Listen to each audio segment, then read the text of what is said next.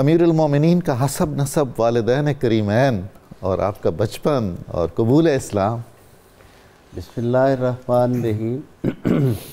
بہت ہی خوبصورت ابتدائیہ آپ نے ارشاد فرمایا۔ اللہ رب العزت آپ کو مزید علم اور عمل کی سرفرازیاں عطا فرمائے۔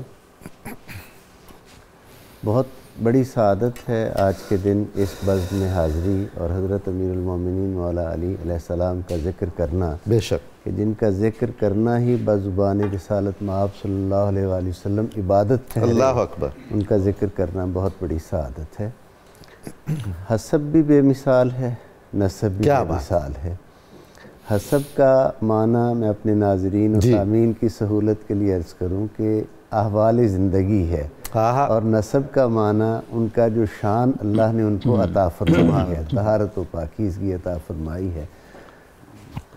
حضرت ابو طالب علیہ السلام کی اولاد مبارک کی یہ شان اور یہ شرف ہے کہ جناب حضرت ہاشم کی براہ راست انہیں دونوں طرف سے اولاد ہونے کا شرف حاصل ہے، اولاد حضرت ابو طالب علیہ السلام۔ ماشاءاللہ۔ وہ اس طرح سے کہ حضرت عبد المطلب جناب حضرت ابو طالب، حضرت امیر المومنین مولا علی مرتضیٰ بن حضرت ابو طالب بن حضرت عبد المطلب بن حضرت ہاشم، اور اسی طرح حضرت امیر المومنین مولا علی مرتضیٰ علیہ السلام بن حضرت فاطمہ بنت اسد بن ہاشم۔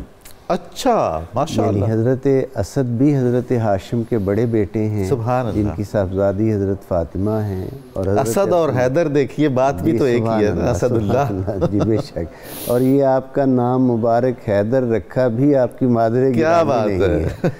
تو یہ یعنی اگر ہم اس کو اس طرح سے سمجھنے کی کوشش کریں کہ قریش میں سب سے معزز و محترم خاندان حضرت ہاشم سے نسبت رکھتا ہے اور بنو ہاشم کہلواتا ہے، اور اس کی حیثیت قریش میں گلے سرسبز کی سی ہے۔ وہ حضرت ہاشم سے نسبت، پہچان، حضور علیہ السلام کے لیے جو تعارف، خاندانی تعارف جو ہے وہ آتا ہے، ہاشمی نسبت ہے، ہاشمی نسبت ہے۔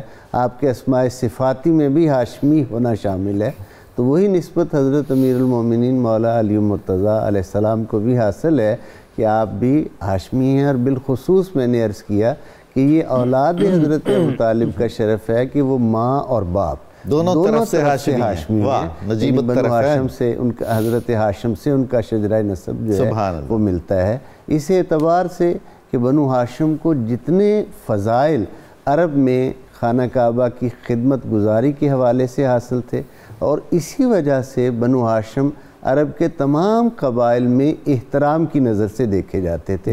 مختلف انداز میں قبائل کو جنگی شجاعت میں، کوئی کسی طرح شجاعت میں بھی بنو ہاشم بے مثل تھے، سخاوت میں بھی بے مثل تھے، اور سب سے بڑھ کر جو خوبی اس مبارک خاندان کی، حضرت عبد المطلب کی اور اس خاندان کی ہے، وہ یہ ہے کہ حضرت ابراہیم علیہ نبینا علیہ السلام کی شریعت پر کاربند تھے، اور کبھی بتوں کے آگے سجدہ ریز نہیں ہوئے، اور اسی وجہ سے اللہ رب العزت نے اپنے طیب و طاہر رسول کا مبارک نور جو ہے وہ ان کو عطا فرمایا، اور امی ہونے کا شرف، اللہ یعنی پہلے طہارت کا انتظام کیا، پھر وہ مبارک نور ان کو عطا کیا۔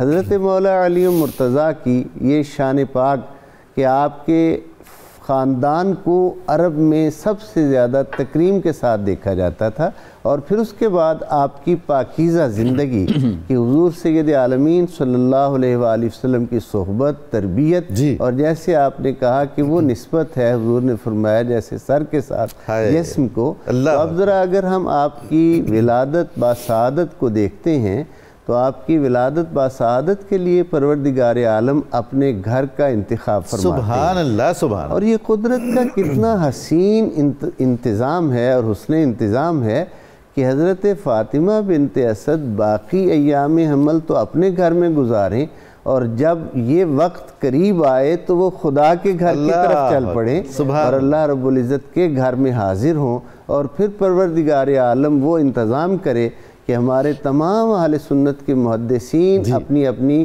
کتب سیر میں اس بات کو برملا اس کا اظہار فرمائیں یعنی حضرت مثال کے طور پر قریب ترین کتاب مدارج النبوت میں حضرت شاہ عبداللہ محدث دہلوی رحمۃ اللہ علیہ نے وضاحت اور صراحت کے ساتھ لکھا کہ این جوف کعبہ میں یعنی بیت اللہ کے اندر حضرت مولا علی مرتضیٰ کی ولادت باسعادت آپ کا، اسی لیے آپ کو مولود کعبہ، آپ کا جو القاب میں مولود کعبہ کا ایک لفظ ہے۔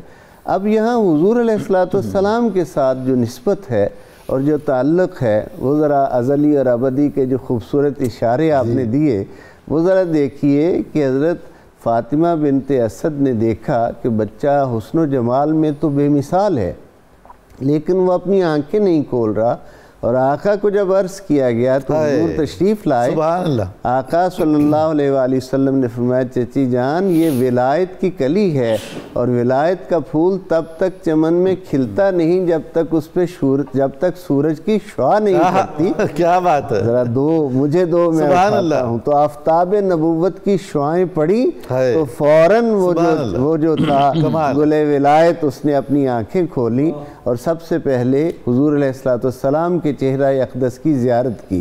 اب یہاں آپ کے تذکار میں یہ بات ملتی ہے کہ آقا علیہ السلام نے بعد میں پوچھا کہ یا علی ہمارے آنے تک اپنی والدہ کو پریشان کیوں رکھا، ہمارے آنے تک اپنی چشمان مبارک آپ نے کیوں نہیں کھولی؟ تو عرض کیا کہ بیت اللہ میں چاروں طرف تو بت پڑے تھے، میں یہ چاہتا تھا کہ میری پہلی نظر حبیب خدا پر پڑے۔ کیا بات ہے، اللہ اکبر، پہلی نظر حبیب خدا صلی اللہ علیہ وآلہ وسلم پر پڑے۔ اس بچے کی جب میں یہ جملہ کبھی کبھار سنتا ہوں کہ علی بچوں میں سب سے پہلے اسلام لائے، تو میں کہتا ہوں اس بچے کو اس انداز میں بچہ نہ سمجھو جس انداز میں ہم دیگر بچوں کو سمجھتے ہیں، ذرا ان کی شان سمجھو کہ ان کے آنے کے لیے قدرت اپنے گھر کا اہتمام کرے اور ان کو آغوش میں آنے کے لیے اپنے حبیب صلی اللہ علیہ وسلم آغوش رافت و رحمت نصیب کرے، اور پھر سب سے پہلے اس دنیا میں آنے کے بعد جو مشروب جاں فضا عطا ہو وہ حضور صلی اللہ علیہ وسلم کا لعاب دہن ہو، اور حضرت مولا علی مرتضیٰ زبان نبوت کو، زبان رسالت کو چوسیں حضور علیہ السلام کی زبان اقدس کو۔ تو یہ وہ شانیں ہیں جو اللہ رب العزت کی طرف سے حضرت مولا علی مرتضیٰ کو عطا ہوئیں۔ کیوں حضرت پیر نصیر الدین کہتے ہیں کیوں عقیدت سے نہ میرا دل پکارے یا علی، جس کے ہیں مولا محمد اس کے ہیں مولا علی صلی اللہ علیہ وسلم علیہ السلام، اور جن کے چہرے پر نظر کرنا عبادت ہے نصیب، جن کے چہرے پر نظر کرنا عبادت ہے نصیب، وہ حدیث مصطفیٰ کی روح سے ہیں مولا علی۔ سبحان اللہ، سبحان اللہ۔